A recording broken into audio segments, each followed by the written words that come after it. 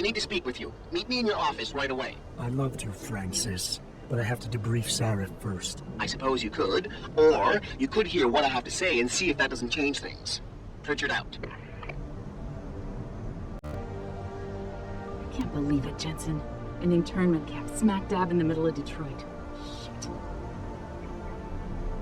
You know, people have been talking about these kind of things ever since I was a kid. But to actually find evidence, to know the people running this country distrust us so much, makes you wonder if they really did close Guantanamo.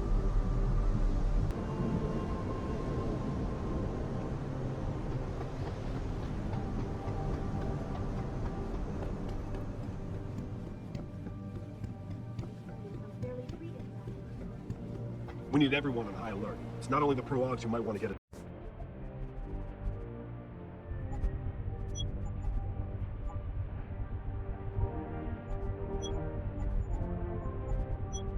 Taggart, but the ones against them too. You're saying that pro-human activists might see them?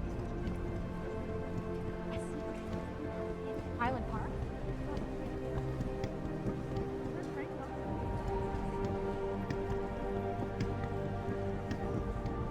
Just kick me out of this.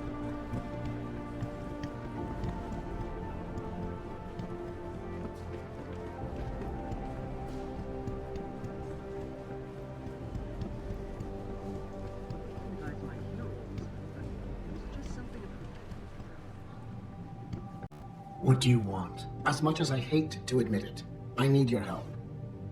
That signal you shut down in DRB territory.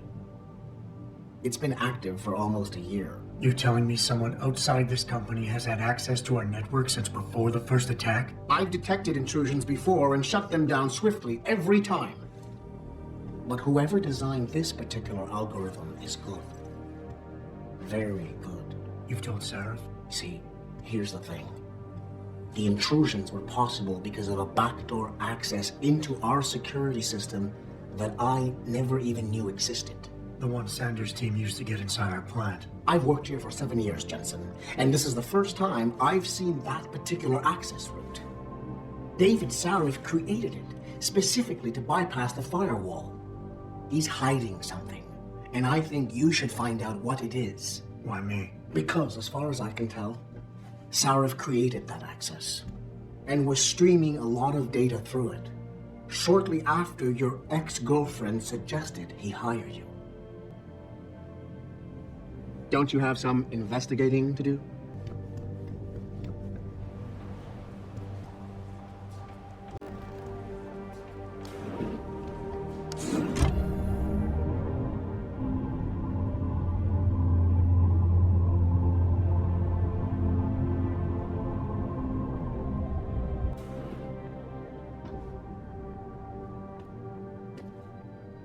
Excuse me. Mr. Jensen, isn't it? Sir, you have that charity dinner? In a moment, Isaias. I was hoping I might run into you, Mr. Jensen. Bill Taggart. The founder of the Humanity Front. I know you are. Yes, I imagine you do. As David Sarif's top security man, I imagine you have quite the file on me. But I assure you, Mr. Jensen, I am devastated by recent events. Really? I do not support what you and your company are doing to mankind. I believe it's extremely dangerous. But abolishing human enhancement technologies will only be achieved through legal means. I'll keep that in mind. This is your first day back since the accident 6 months ago, isn't it? Sir, we have to go. What happened to me was no accident. Ah, my mistake. But it must have been stressful facing down a second incident so soon. I imagine it brought back all kinds of unpleasant memories.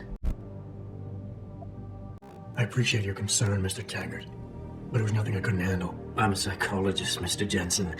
I know when a man is hiding behind words. The flesh may heal, but the mind is not always so resilient. You might want to keep that in mind. Now, if you'll be so kind as to excuse me. I'm curious about something, Mr. Taggart. What is it you hope to accomplish by coming here tonight? I would think that would be obvious. Your company has been viciously targeted. The violence and bloodshed that's occurred, it must be stopped. but I'm afraid it won't be until men of wisdom and understanding come to an agreement. About what? About the future, Mr. Jensen. This enhancement technology threatens to change the course of human evolution, to redefine what it even means to be human. You think governments can afford to let that go unregulated? You can't stop progress, Mr. Taggart. Perhaps not. But neither can we afford to sit by and watch it happen on its own. Not when we have the ability, the collective will, and foresight to influence it. I see. Thank you for illuminating me. Anytime. I'm glad we had a chance to talk, Mr. Jensen. Meeting you has been very informative.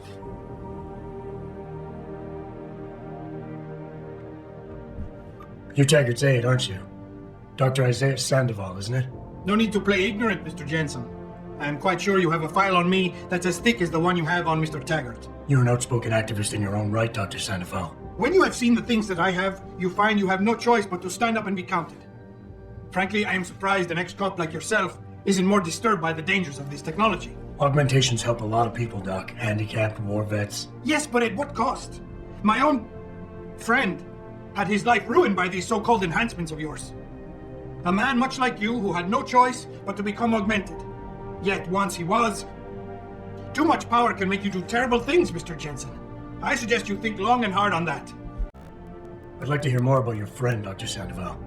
What exactly did he do? Nothing. Was he injured in the Gulf? He went on a rampage in a shopping mall, if you must know, hoping to be gunned down by the police, rather than face a lifetime battling augmentation addiction. He was addicted to augments? They don't talk about it in those corporate brochures of yours, do they?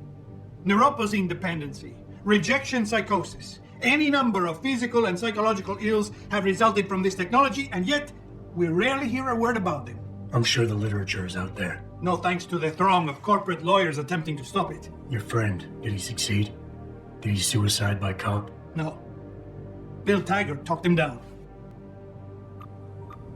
I am sure you are very busy, Mr. Jensen, as are Mr. Taggart and I. Tonight. My condolences. Just doing my job here, sir. I'm sure you can appreciate that. Athena, you've been at this company a long time. I hope that's not a comment about my age, Adam. No. But I know nothing gets by you.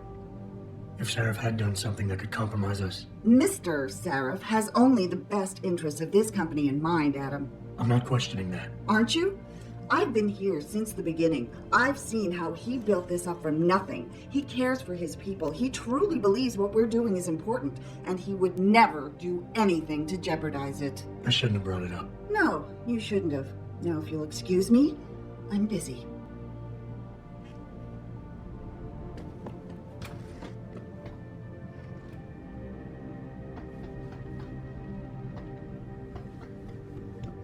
Boss, we need to talk.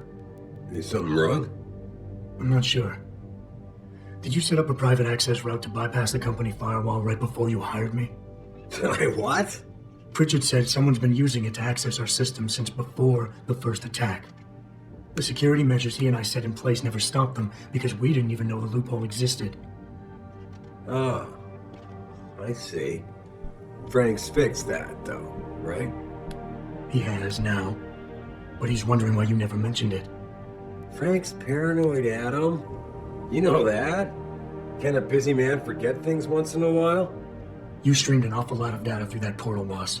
Right before you brought me on board. Pritchard may be paranoid, but I gotta admit, I'm wondering what was in it too. Yeah, as an ex-cop, I guess you would. But the important thing is you found the hole and plugged it. We're secure now. And the information you uncovered in that FEMA facility may actually help us track these guys. So let's just stay focused on what's important. You went behind my back on this one, boss. With all due respect, you hired me to keep this place secure. But I can't do that if you are not 100% straight with me. Why are you getting so defensive? All I'm saying is we should be looking forward, Adam, not back. You may not realize this, but there is a war going on out there. A war to control intellectual property rights and cutting-edge science. And as commander-in-chief of this company, I have to be ready for anything. I hired you instead of that private security company Frank wanted, because I needed somebody loyal. Somebody who understands chain of command. Boss, I think we're getting sidetracked here. If you want me to win this war for you, I need to know how badly we've been compromised. I need to know what was in that data stream, in case our enemies accessed it. No, Adam. I am not getting sidetracked. I'm trying to give you a message, but apparently you can't take a hint. I'm sorry to have to break this to you, but frankly, there are a lot of things going on in this company that I can't share with you. Things that are above your pay grade. I like to think of us all as a team, but in the end, I decide who gets trusted with what. And this is just one of those times when you'll have to do your job regardless. Megan told me you could handle that when she asked me to hire you. Now prove it to me. With all due respect, sir, I am trying to do my job. The job you hired me to do. The job you even brought me back in for tonight. But it feels like you're getting in the way. Especially when you start bringing Megan into this. I wasn't trying to... Look, I don't want us getting upset over this. If I'm reluctant to share the data with you, it's because there's legal issues involved. Every company has its secrets, son. And Megan's research was a big part of ours. But the data I streamed has nothing to do with her. It wasn't even proprietary in nature, so I don't want you wasting any more time harping on it. The shareholders expect me to take care of it, and I will. So leave it to me to deal with from here. Boss, 6 months ago, mercenaries knew stuff about this company that I didn't, and used it to get past my security measures. I don't really care what kind of secrets you and Megan were keeping back then. I just want to make sure they don't endanger us again. What exactly are you implying, son? That I would endanger my own staff to cover my indiscretions? I've been willing to give you a bit of leeway here, considering everything you've been through these past months, but let's not forget why it is you're even alive. Honestly.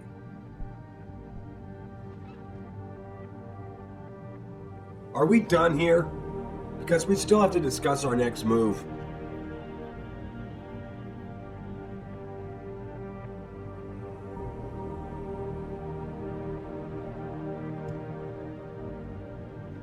Here, this is for you. It's a corporate passport encoded with your biometrics. I've set up a false flag routing which should get you to Henshaw Island without any problems. You're sending me to China? What about FEMA? FEMA's got nothing to do with this, trust me. We'll have better luck in China. How can you say that? I saw the bastard who killed Megan pulling his men out of that facility. I left one of those men dead in its underground storage bay. I know that, Adam. Frank was monitoring the whole thing. So I also know that before he died, that man gave you an address in China. I want you to check it out. That doesn't make any sense. Look, Adam. There's a reason this company's under attack. You think it has to do with the typhoon or with some other top-secret military project that I haven't told you about? The thought had crossed my mind. Yeah, well, it doesn't. The work Megan's team was doing before they were killed, it was redefining what it means to be human. This company, Sarif Industries, was about to lead mankind to its next stage in human development. Self-controlled evolution. Can't you see how scary that can be to some people? Sure. I also see how lucrative it can be for some others. It's never been about money for me, Adam. But you're right. There are people out there who don't exactly feel the same. Like who? I'm hoping you'll be able to find that answer for us in China. So get going. Farida's prepping the chopper.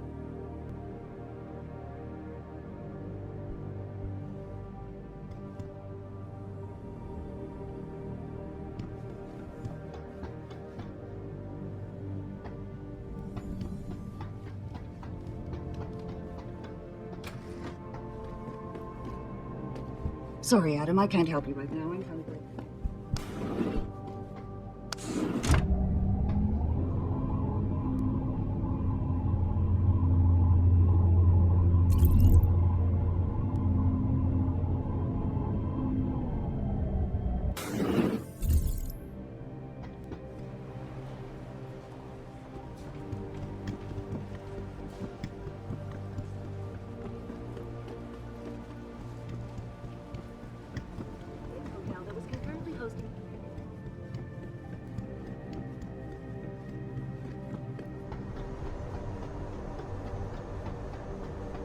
Hey, Jensen. The boss said you were on your way. You're gonna love Hengsha. You've been there? Used to live there. I spent 3, maybe 4 years working in the upper city, and most of my nights having fun in the lower one. You ready to go? I thought I was. How long is this gonna take, Malik? You mean the flight or the fun afterward? Don't worry, we'll be there before you know it. Climb in.